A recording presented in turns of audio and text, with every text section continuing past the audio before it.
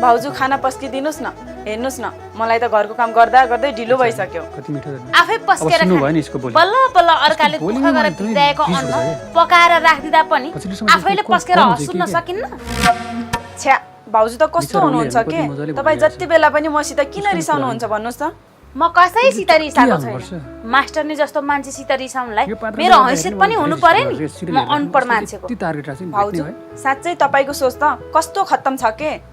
आफूले धेरै पढ्न पाइन भनेर अरूले पढ्न खोज्दाखेरि यसरी रिस्ता गर्नु भएन नि।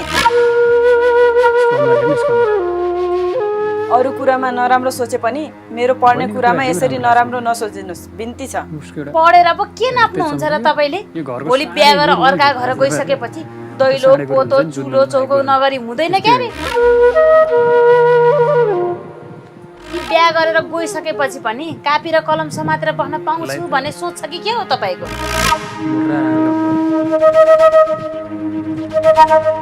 यसरी घोरिएर हेर्न पर्दैन मलाई। छोरी मान्छे भइसकेपछि अर्का घर गएर चुलो चौको नगरिकन खाना पाइँदैन। त्यसैले बेकारमा पढ्छु भनेर माइतीलाई ऋणको भारी नपकाएकै राम्रो।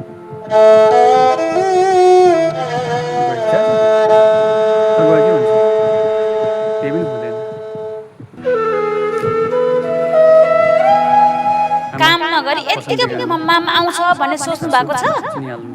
यसरी बसी बसी खाना पाए त हामीलाई पनि आनन्द हुने थियो। त्यसैले खुरुक्क बारीतिर गएर काम गर्ने। बसी बसी खानालाई त रानीलाई त पुग्दैन भने तपाईँ को?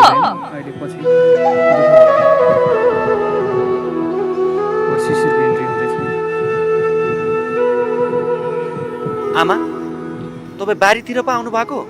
अनि के गरौँ त बाबु, घरमा बस्दा बस्दा दिक्क लाएर बारीतिर आके नि। अनि खाना खाने बेलामा किन बारीतिर आउनु भएको त? हिँड्नुहोस् जाम। कि राधा बाउजूले पठाउनु भएको हो र?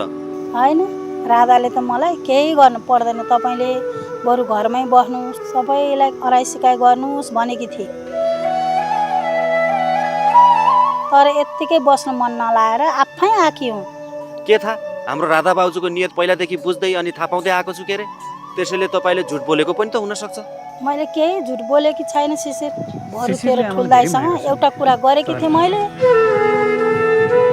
अब त्यही कुरा तँसँग पनि एकपटक गरौँ कि भनेको। कस्तो कुरा हो र आमा? खै त तिमीहरूले बसन्तेले बिहे गरेको थियो भन्थ्यौ त। मैले त एकपटक पनि बुहारीको मुख देख्नै पाएको छैन। खासमा कुरा के हो शिशिर? कि तिमीहरूले यत्तिकै बसन्तेले बिहे गरेको थियो भनेर मसित झुट बोलेका थियौ? छ्या, आमाले पनि कस्तो कुरा गर्नु भएको के? हामीले यस्तो कुरामा किन झुट बोल्ने हो र? त्यसो हो भने खै त बसन्तेको स्वाहानी माइत जानु भएको छ के? अनि माइत कहिलेसम्म बस्ने रे त? त्यो त मलाई के थाहा त।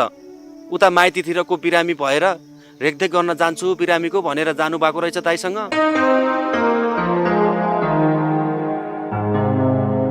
मेरो विचारमा यो सबै कुरा झुट हो।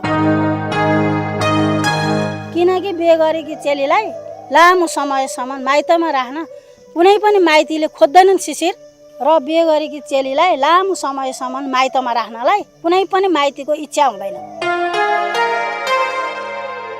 किनकि हरेक माइतीलाई थाहा हुन्छ आफ्नो चेली घरमा भन्दा माइतीमा धेरै बसी भने उसको घर बिग्रिन्छ भनेर। तर हाम्रो बुहारी यतिको लामो समयसम्म माइतै बस्दा घर फर्काउने किन कोसिस गरेनन् त उसको माइतीले? त्यो त भाउजूको माइतीसँग सोध्न पर्छ। अघि नै मैले कविराजलाई सोद्धा पनि तैँले जस्तै अपरिपक्व जवाफ दियो। तर अब तिमीहरू यसरी आनन्दले बस्नु हुँदैन है। त्यसैले तँ र कविराज मध्ये एक भाइ बसन्तेलाई लिएर त्यसको ससुराली छिट्टो जा अनि बुहारीलाई लिएर आ। अहिले यसरी आनन्दले बसेर बसन्तेको घरबार बिग्रियो भने के हुन्छ?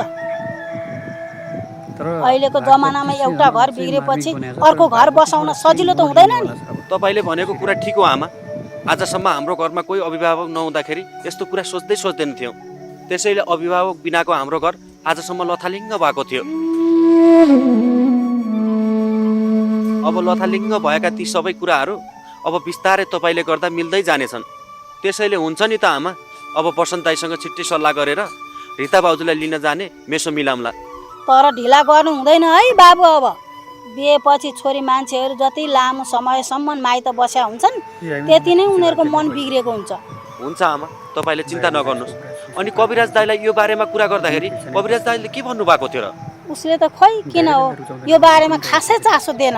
चिन्ता नगर्नुहोस् आमा, कविराज दाईले यो बारेमा चासो नदिए पनि म यो बारेमा चासो दिएर बसन्त दाईसँग राम्रोसँग सल्लाह गर्नेछु अनि छिट्टै भाउजूलाई लिन जाने मेसो मिलाउनेछु। हुन्छ बाबु, यो कुरामा जति ढिला गरे उति नै समस्या आउन सक्छ। त्यसैले बेलुका बसन्ते आउने बित्तिकै छिटोभन्दा छिटो यो कुरा गर्नुपर्छ है। हुन्छ आमा, बरु हिँड्नुहोस् घरतिर, तपाईँलाई पनि भोक लाग्यो होला। भोक लागेर के गर्नु, भोको पेट भर्नको लागि काम गर्नै पर्छ क्या अरे। यस्तो कुरा गरेर हुन्न, आउनुहोस् जाम। ल ल हिँड्न त।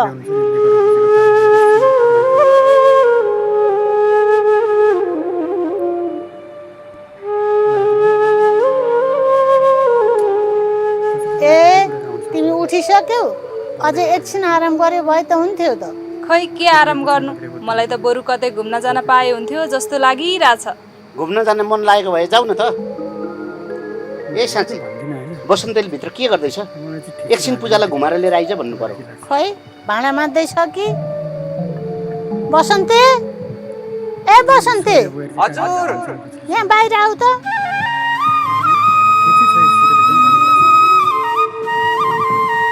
किन बोलाउनु भएको? के गर्दैछस् तैँले? भर्खरै भाँडा माझेर सकाएँ। अब एकैछिन तपाईँले भनेको जस्तै बारीतिर जाम कि भन्ने सोचेको छु। पर्दैन अहिले बारीमा जान, बेलुका शीतल हुन्छ अनि जाने। बरु पूजालाई घुम्न मन लागेको रहेछ, जा त माथि डाँडा काँडा देखाएर आइज। जाऊ छोरी बसन्तीस् त, उसले एकछिन घुमाएर ल्याउँछ। हस् आउनुहोस्।